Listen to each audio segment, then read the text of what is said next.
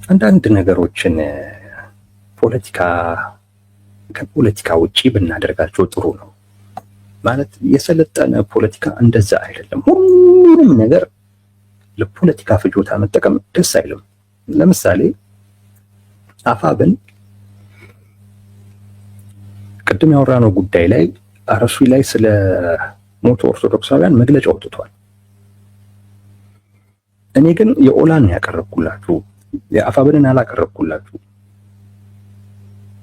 የኦላን ያቀረብኩላችሁ ለጉዳዩ ከአፋብን ይልቅ ኦላ ይቀርባል ብዬ አይደለም።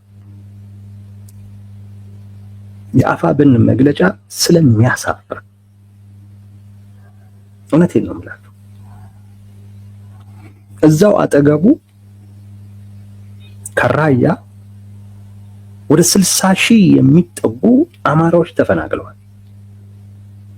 አንድ መግለጫ ወጥቶ አያውቅም። አሁን ግን ብልጽግናን የሚከስበት አጋጣሚ አገኘው ሲል ግን የኦርቶዶክስ እምነት ተከታዮች ተገደሉ ይላል። ምን እያደረገው ነው? የሰውን ሞት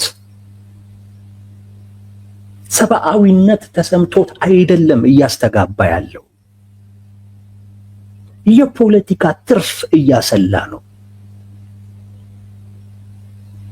እንዲህ አይነት ስብስብ ለፖለቲካ ትርፍ ብሎ ይገላል። እውነቴን ነው የምላችሁ። ፖለቲካ ትርፍ የሚያገኝበት ሆኖ ካገኘው ይገላል።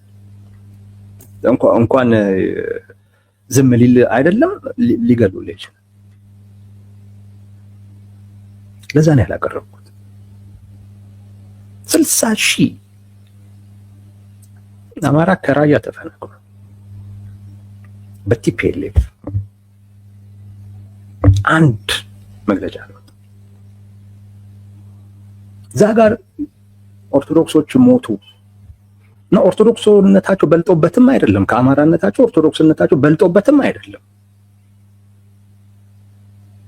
ግን በዚህ ምክንያት ብልጽግናን አሳጠዋለሁ ብሎ ስላሰበ ብቻ መግለጫ ወጣ።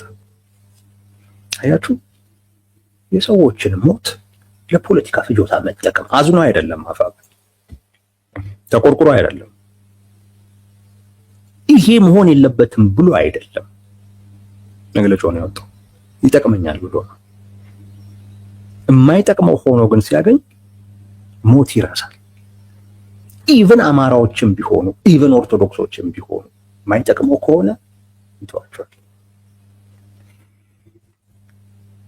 ሰብአዊነት ጠፋ ጋይስ። የሰውን ጉዳዮች በሙሉ ለፖለቲካ ትርፍ እያዋልን ሰብአዊነት ጠፋ። ሰብአዊነት ጠፋ።